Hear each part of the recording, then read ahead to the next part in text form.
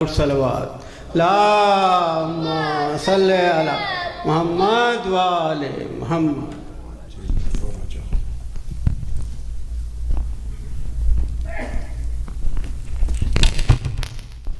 أعوذ بالله من الشيطان اللعين الرجيم. بسم الله الرحمن الرحيم. الحمد لله رب العالمين، ثم الصلاة والسلام على أشرف الأنبياء والمرسلين، سيدي وحبيبي ونور قلبي، طب القلوب ودوائها وعافية الأبدان وشفائها ونور الأبصار وضيائها، أبي القاسم محمد. اللهم صل على محمد وآل محمد وعلى أهل بيته الطيبين الطاهرين المعصومين الذين أذهب الله عنهم الرجس وطهرهم تطهيرا. اللهم صل على محمد وآل محمد.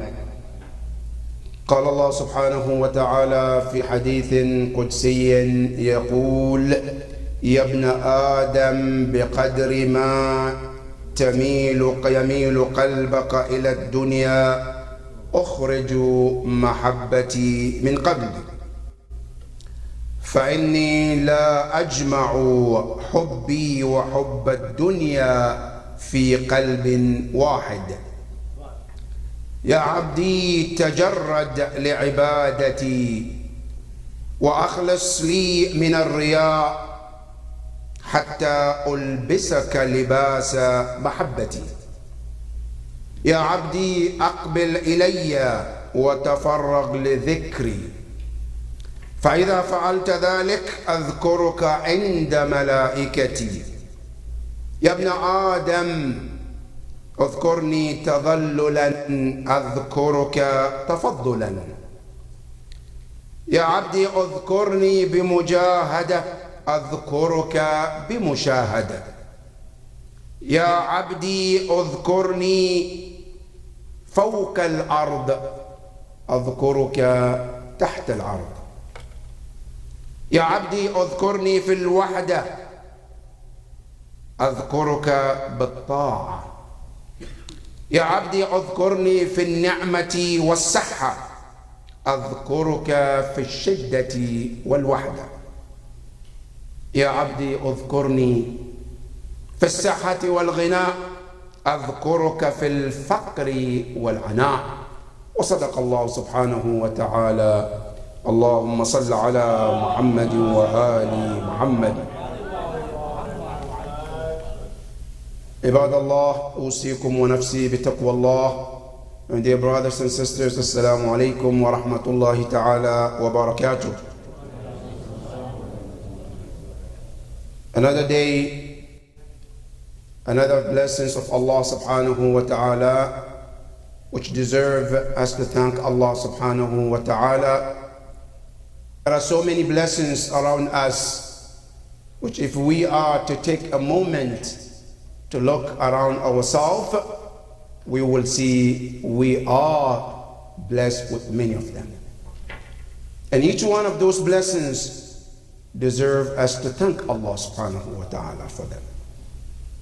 Ya Allah, today, another blessing that you have given to us.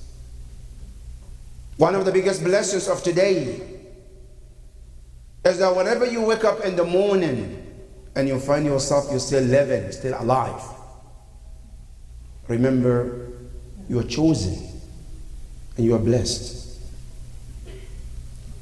You are blessed in many ways.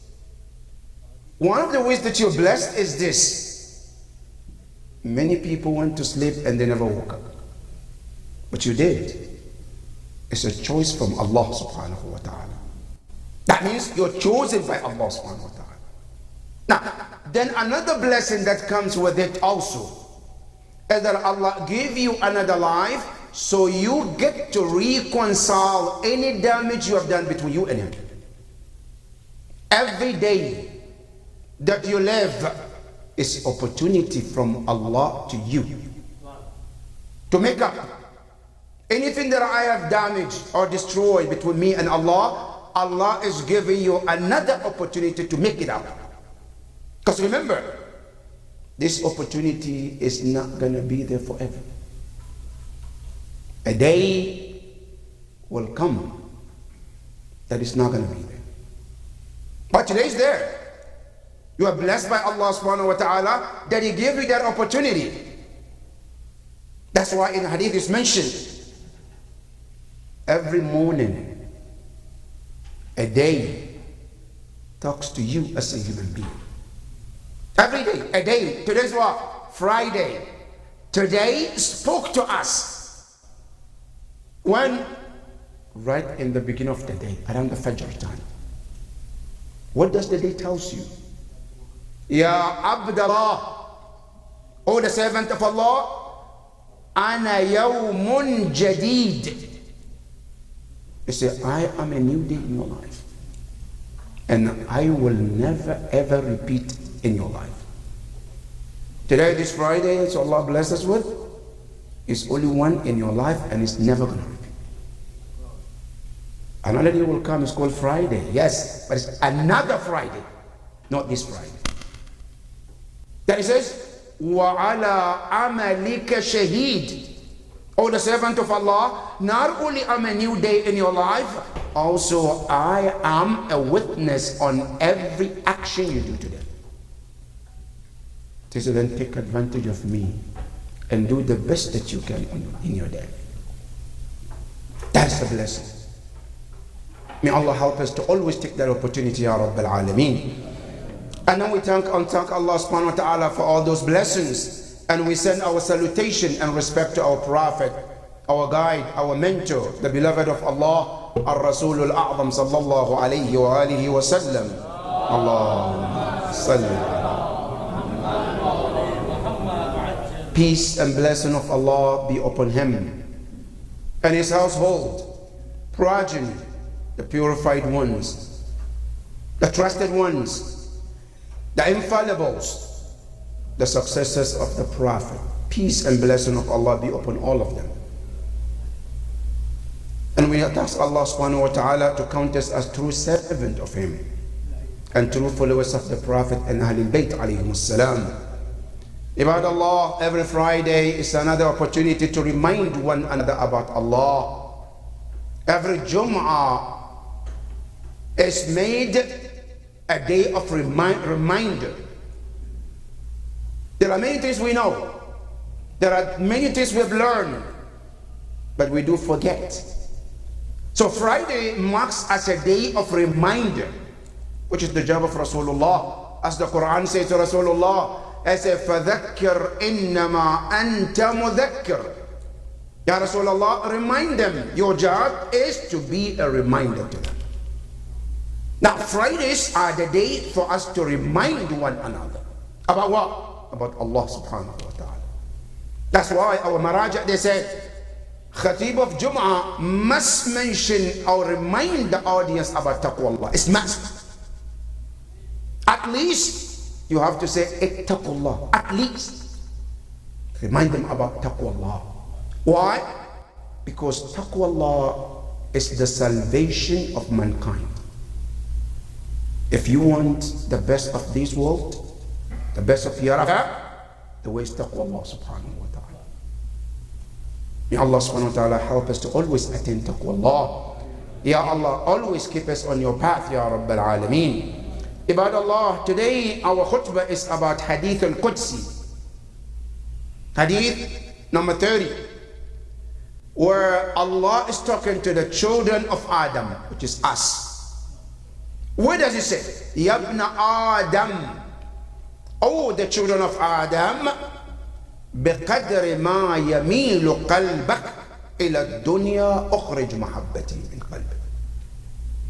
He said, this is my advice to you.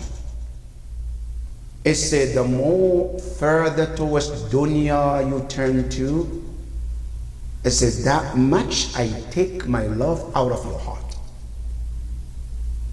That the closer more you get to the dunya, I said, the less my love will be in your heart. Now what does it mean? You know, Allah subhanahu wa ta'ala created this dunya.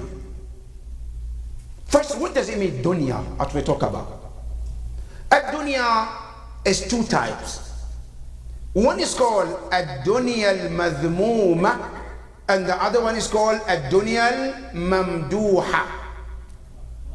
There is a praised dunya, and then there is criticized dunya too. Now, which dunya Allah is talking about here? Ad-dunya al-madhmuma, the criticized one. What's different between these two? Ad-dunya al-madhmuma is a dunya where a person makes his aim and goal in this life is dunya. For a person becomes a slave of this dunya, that the dunya becomes madhmuma, criticized, discouraged. Then we have a dunya al-mamduha, a dunya that is praised. What dunya is that? A dunya that you take, you build it for akhirah. The same dunya, right? But I take dunya as this. Now here's the thing, let me tell you this. Just to give you one practical example. I buy a car. And I buy the car and all my aim is to put it in the garage, and all I do every day, look at it and smile, touch it, and go back to sleep. Now what did I buy the car? Looks good. I love this car. Right? That's one. Now, sometimes I buy a car, I like it. But this car, I want to drive it to work, 1. 2, drive it to masjid, drive it to work. So that's something good to serve me. I bought a car, yes, but the car is in my service to achieve what I want to achieve. That car is called the car al-mamduha. When we say dunya that is criticized, Islam discouraged, it's the dunya that I take it as my aim and the goal. Everything is about that dunya. Then it's discouraged in Islam. But no, I want dunya. What's dunya? I want the dunya so I can build my akhirah for it. Then it becomes mamduha, the praised one. Here when Allah subhanahu wa ta'ala says, Ya abdi, oh my servant, the more you become closer to dunya, meaning what? The dunya that it becomes the aim, the objective. That's the dunya that Allah is talking about here. Why? Because here's the thing. A dunya which is for dunya, the much more closer you become, you further away from Allah subhanahu wa ta'ala. There are two separate worlds. One is in the north, one in the south. Now, if you travel, you know, we live in America, you have south, it's just like Florida, and you have all the way north, now go to all the way to Maine. Good. If you take your car driving towards Maine, the further closer you become to Maine, the further away you become from Florida. Now if you turn, I want to go to Florida, right? The further you become towards Florida, the further away you become what? From the north. That is us and Allah subhanahu wa ta'ala.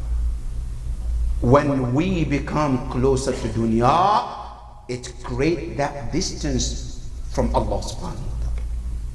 So Allah subhanahu wa ta'ala is reminding you, it says, بِقَدْرِ مَا يَمِيلُ قَلْبَكَ, as much as your heart decline or incline towards what? Dunya, the madhmuha, it says, أُخْرِجُ مَحَبَّتِي, I take out my love. Where? مِنْ قَلْبِكَ, from your heart. Then he says, لِأَنِّي, because Allah, I said, I did not, and I will not, لَا أَجْمَعُ حُبِّي وَحُبَّ الدُّنْيَا فِي قَلْبٍ وَاحِدٍ. I would not ever combine both the love of Allah and the love of dunya in the same heart. Never. If you ever said, oh, I want to love dunya and love Allah at the same time, Allah says it's impossible. Now question, if that is the case, what does it mean when we say رَبَّنَا آتِنَا فِي الدُّنْيَا حَسَنَةً وَفِي الْآخِرَةِ حَسَنَةً? Now what does it mean? We pray to Allah, yeah, we want this dunya, the good of it, right? Now if I want the good of this dunya, then would that also distance me from Allah? Absolutely not. When the love is for good, for the love for Allah, is all falls in the same basket of Allah. My niyyah is, I want dunya so I can serve Allah better. I want dunya so I can worship Allah better. That dunya becomes for Allah. And that is also falls in the category of hubbullah subhanahu wa ta'ala. Allah subhanahu wa ta'ala said to you and I, it says, Ya abdi, my servant, tajarrad li'ibadati. Exclude yourself for just my ibadah. Exclude yourself from everything and give yourself for just my ibadah. Why this is important? You know, my dear brothers and sisters, when we come to this world, we occupy ourselves with what? With everything. And we forget Allah subhanahu wa ta'ala. But at the end, that everything that we attach, they will detach from us and nothing will remain for us except Allah. Everything that you attach yourself today, right? Everything, think about it. Anything that you want to attach yourself with today, right? The moment you die, whether you like it or not, automatically they detach themselves away from you. Who remains for you? Allah subhanahu wa ta'ala. Today, the first thing when we come to this world, right? Whatever we have, the moment we land this world, as our names that our parents choose for us. But the day you die, that name is no longer yours too. Your name is Muhammad, Ali, Zayd, Fatima. Huh? The moment you die, they become Janaza. Huh? Okay, what about his name? That name is gone already. Now my name is Muhammad, my name is Ali. Nobody's going to call you that name. That name is gone. That name has been attached to me from the day I was born. Yes, the moment you become deceased, everything detached from you. But who remains for you? Allah subhanahu wa ta'ala.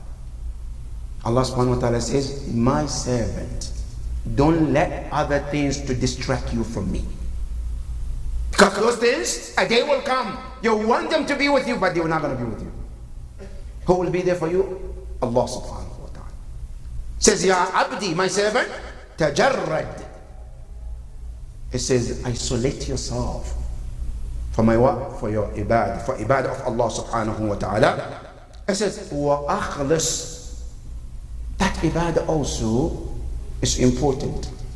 But there is something more important than the ibadah itself. Now, we have ibadah, and then we have ikhlas.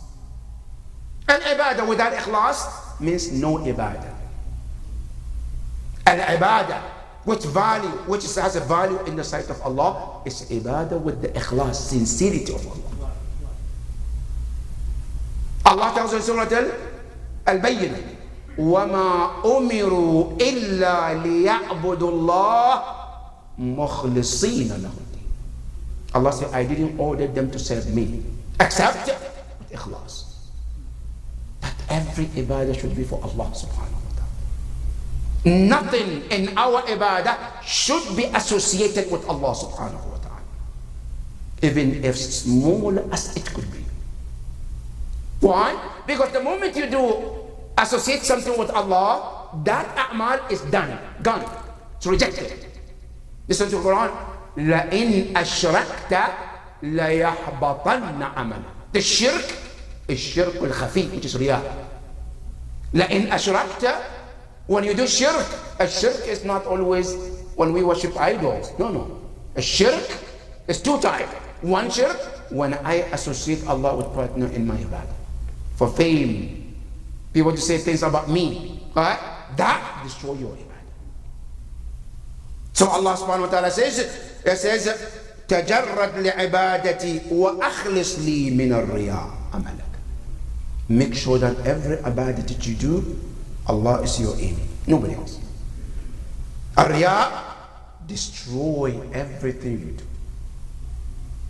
Allah subhanahu wa ta'ala says, it says, حَتَّى أُلْبِسُكَ لِبَاسَ مَحَبَّتِ.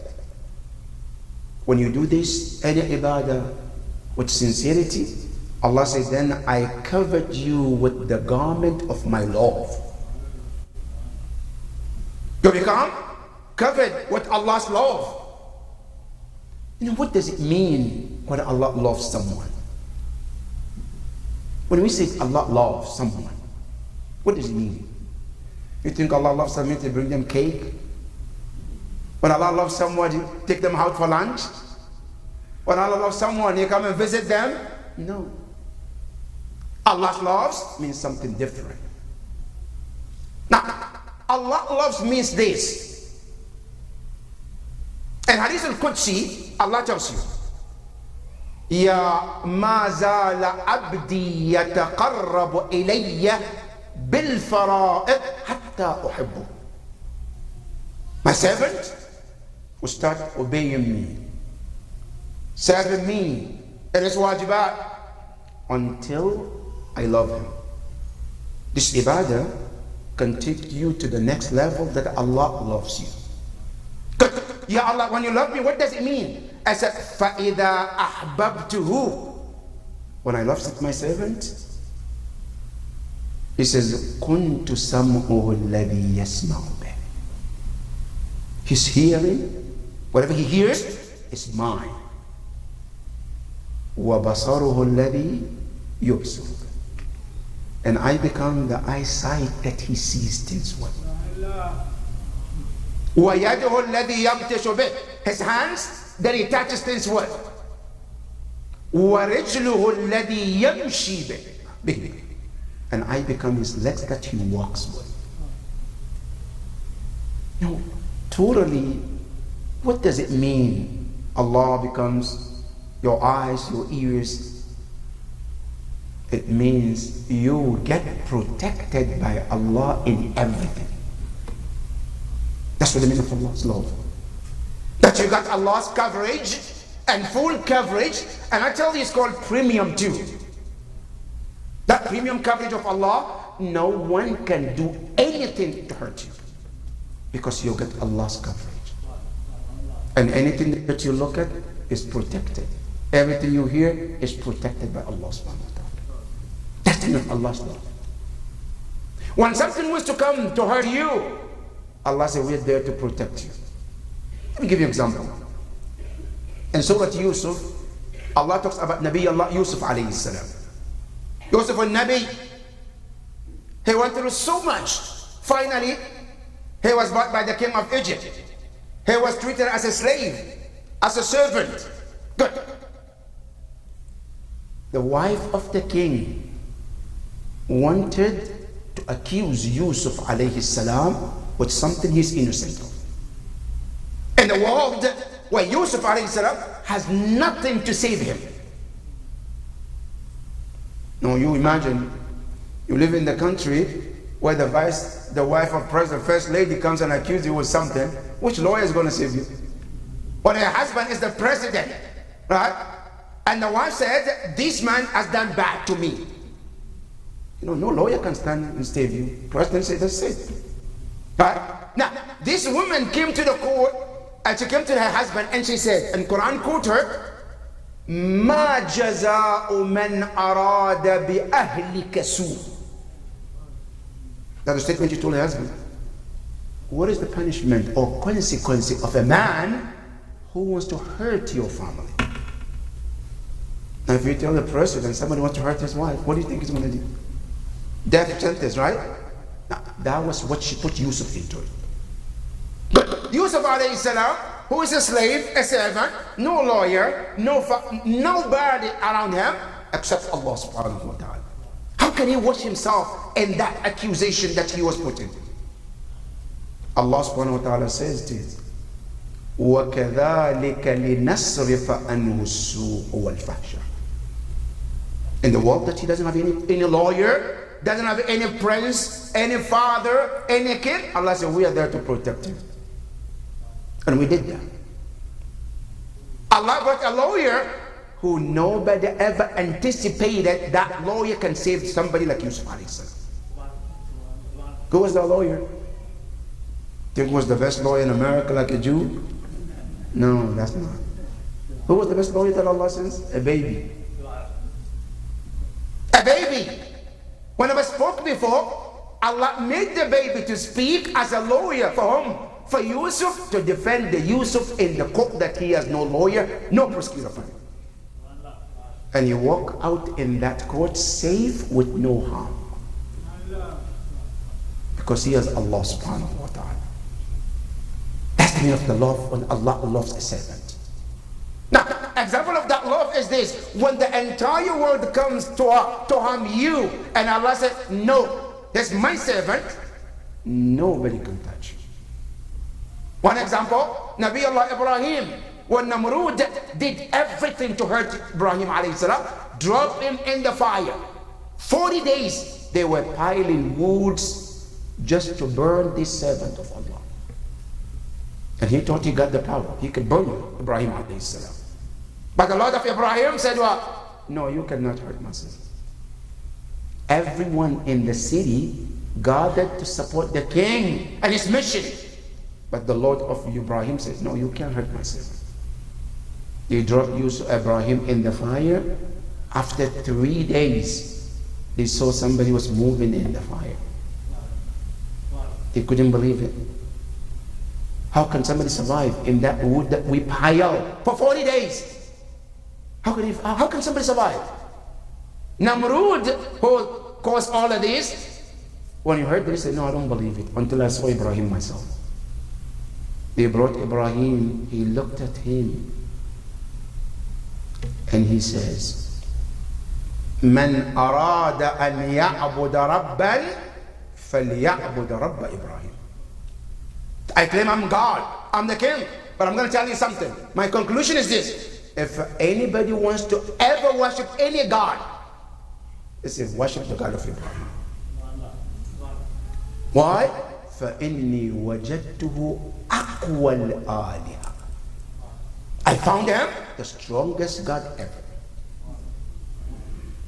Why? Because Ibrahim is protected by Allah subhanahu wa ta'ala. So when Allah subhanahu wa ta'ala tells you in Hadith al-Qudsi, it says, Ulbisuka, I will cover you, I will garment you. With what? With the love of my what? With my love. And then he says, Aqbil ilayya, my servant. He said, come to me. Why come to me? Because many of the time, from the one, Allah wants us to come to him.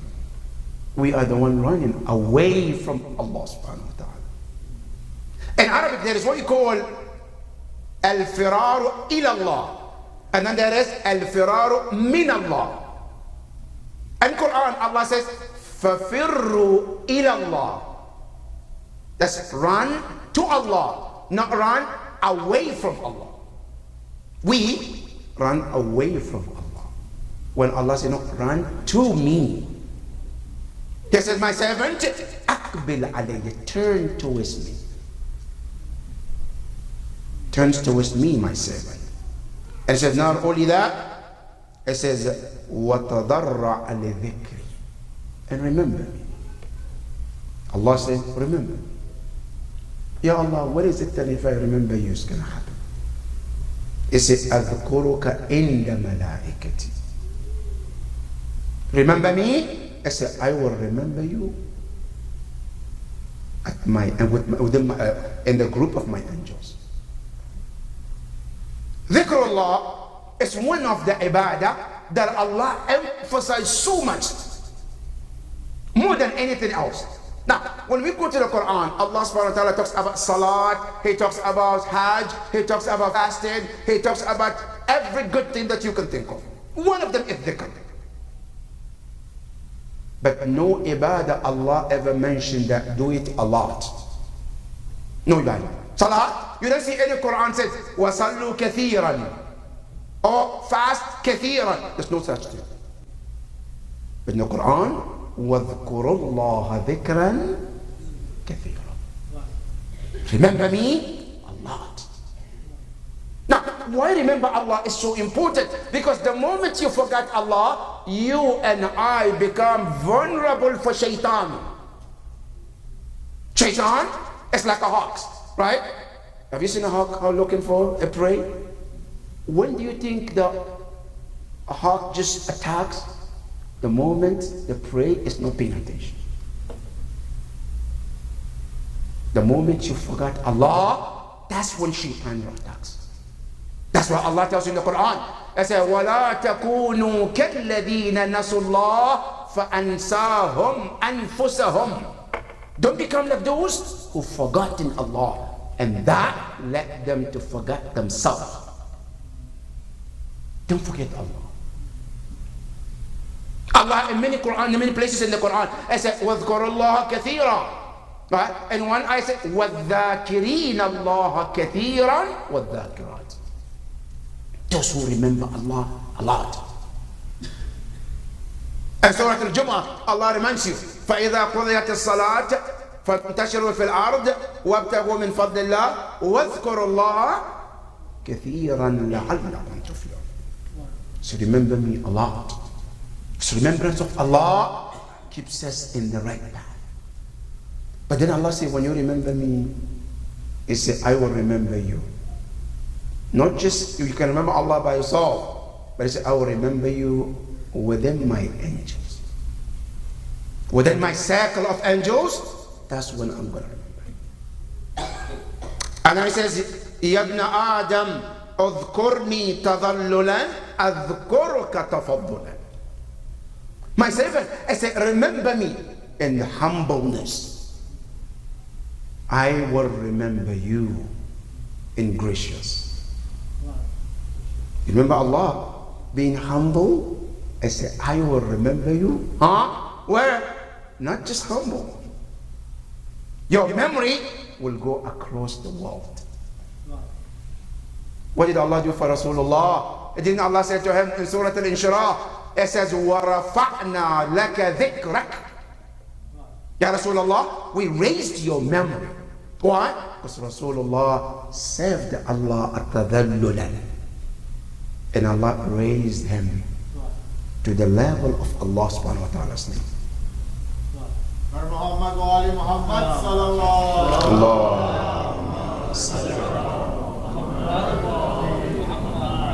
May Allah subhanahu wa ta'ala help us to always remember Him, Ya Rabbal Alameen.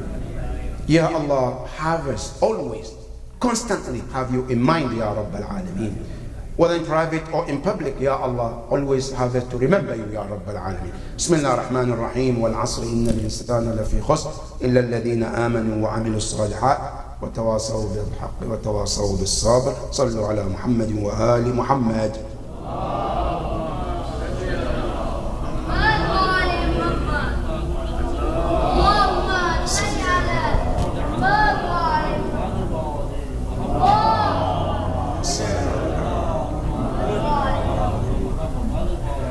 بسم الله الرحمن الرحيم. الحمد لله رب العالمين، ثم الصلاة والسلام على محمد وآل محمد.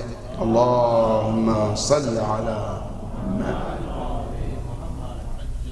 اللهم صل وسلم على علي أمير المؤمنين، وعلى فاطمة الزهراء سيدة نساء العالمين، وعلى الحسن والحسين سيدي شباب أهل الجنة أجمعين، وعلى علي بن الحسين زين العابدين، ومحمد بن علي مع محمد الباقر عليه السلام، وعلى جعفر بن محمد الصادق، وموسى بن جعفر الكاظم، وعلي بن موسى الرضا، ومحمد بن علي الجواد، ومحمد بن علي الهادي، والحسن بن علي العسكري، والحجة بن الحسن المهدي، أجل الله تعالى فرجه وسهل الله مخرجه، وجعلنا من أعوانه وأنصاره ومن المستشهدين بين يديه جميعا، ورحمة الله وبركاته.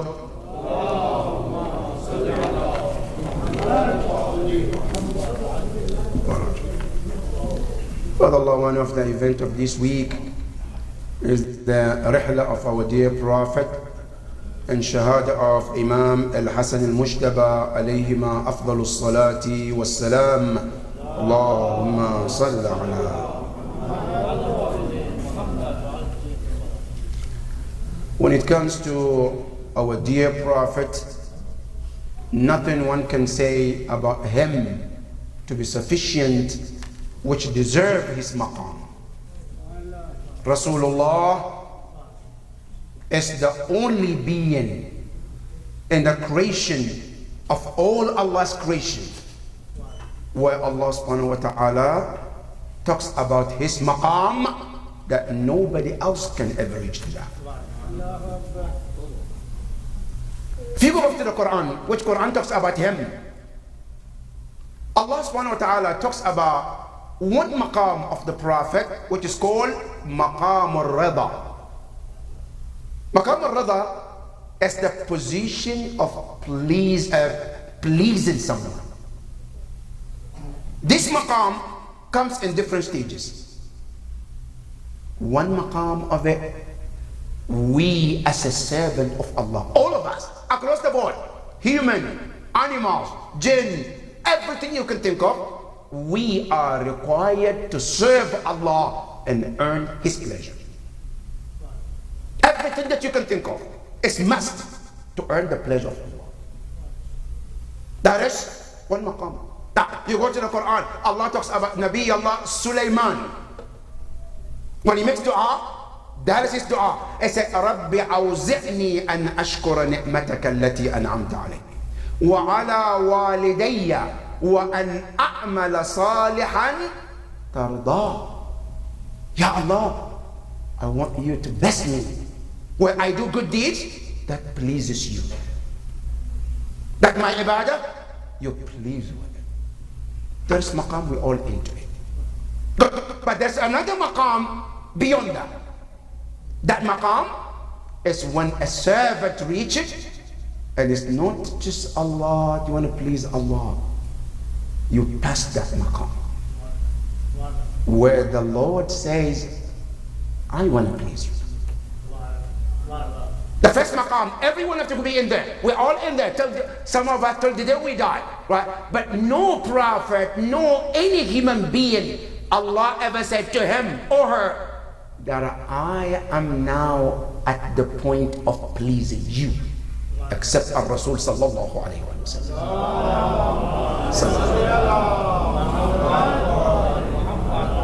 Where Allah told him, Ya Rasulullah, my beloved messenger, وَلَسَوْفَ يُعْطِيكَ رَبُّكَ فَتَرْضَى.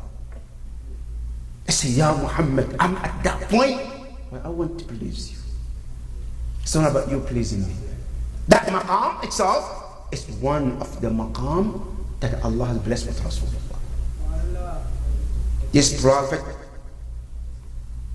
at the time of Hajjat al-Wada, he told his companions, first time he told them on the day of Arafah, my servant, this will be my last Hajj. I may not ever come back to this Arafah anymore. But it looks like it didn't register to many of them. Just heard it, but it wasn't registered. Until they finish Hajj, they are on the way back to Medina. Then Ayat al-Tabligh came. Ya ayyuha ar-Rasul, balligh ma unzila ilayka min rabbik. In a place called Ghadir Hum, the Prophet stopped and gathered the entire companions. He recited his speech. Then he said to them, Inni ushiku an ud'a fa uji. I'm at the urge of calling. I am about to be called, and I must respond to that call. Ya Rasul, what call are you talking about? Meaning, I will be dying soon. I will be leaving soon.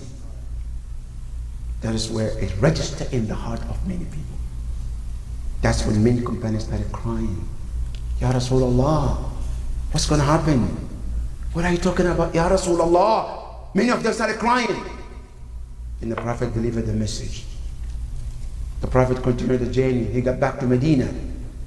Months later, because Hajjat al-Wada, Ghadir Hum happened on the 18th of Dhul Hajj. The Prophet got back in Medina. Dhul Hajj, Muharram, the Prophet started feeling sick. And the sickness became worse and worse till Safar. And the sickness was what? Was migraine. Prophet was suffering a very, very unusual migraine. For the Mufassiri, the historian says the Prophet was forced to tie his turban in an unusual way just to help him to minimize the pain. By the time Safar came in, mid of Safar, this became worse. By the end of Safar, it became even worse. And Rasulullah, he gathered his companions, reminded them about Allah, the journey ahead. And finally, he asked them, those companions were around him, أعطوني بكتف ودوات أكتب لكم شيئا لن تضلوا بعدي أبدا. Get me a paper and pen, I want to write you something which you will never go astray. Some said, yes, get Rasulullah to write it. Some said, no, don't. The voice became loud in the ears of Rasulullah. Then Rasulullah said, leave my sight. Go away. Then the Prophet ﷺ, he only left with his family. Imam al-Hassan was only 7 years old at that time. Imam al-Hussein alayhi salam, 6 years old. But look at the heart of Zahra alayhi salam. You know, really, when I hear the Masahib of Rasulullah at the end, I compare Hadith al-Kisa. When Rasulullah came to the house of Zahra, and he says, Ya Fatima, inni ash'ur fi badani dhafa. I feel weakness. Zahra couldn't even stand that. He said, Ya abata, u'idhuka billahi ya abata. Min dha'af. I seek refuge from Allah for that sickness, for that weakness. Ya Fatima, the day Rasulullah was in that migraine, and in his final moment, how was Zahra alayhi salam?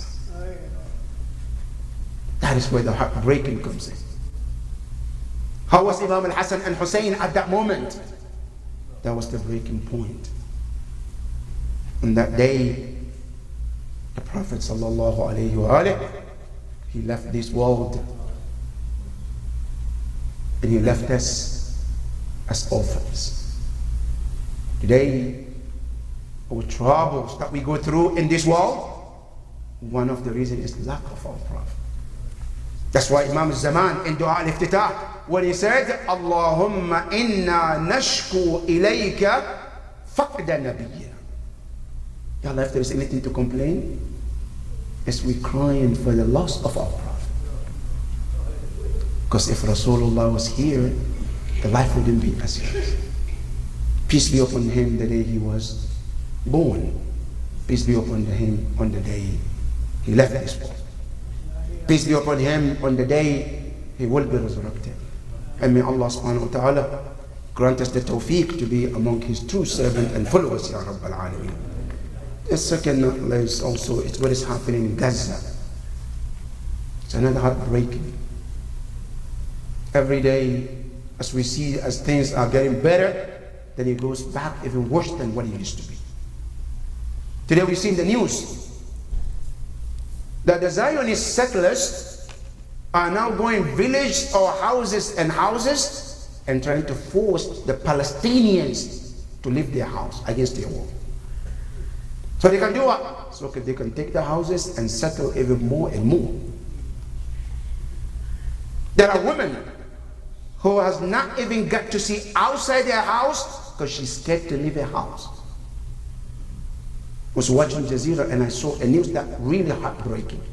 That the lady was talking, she said, look, these people have put us in the situation where my daughter is scared to the point she can no longer go to the bathroom herself. But that's not even the worst. She said, because of the anxiety that this caused my daughter, when she lay down, now she also pees in the bed because of the fear that she goes through. And the world is watching this. And the world is okay with it. Nobody's saying anything. It's okay to find the people, to put these people, Palestinians, Madlumin, years and years and years, they've been going through this, and nobody's saying anything. And if you talk about it, you become anti-Semitic. Ya Allah, we ask you to hasten the appearance of our Imam, Ya Rabbal Alameen. Ya Allah, help intervene to bring this end, Ya Rabbal Alameen. Ya Allah, help our brothers and sisters across the globe, Ya Rabbal Alameen. Ya Allah, we ask you. Our ummah is going through a difficult time. Ya Allah, make it easy for them, Ya Rabbal Alameen. Ya Allah, hasten the appearance of our Imam, Ya Rabbal Alameen.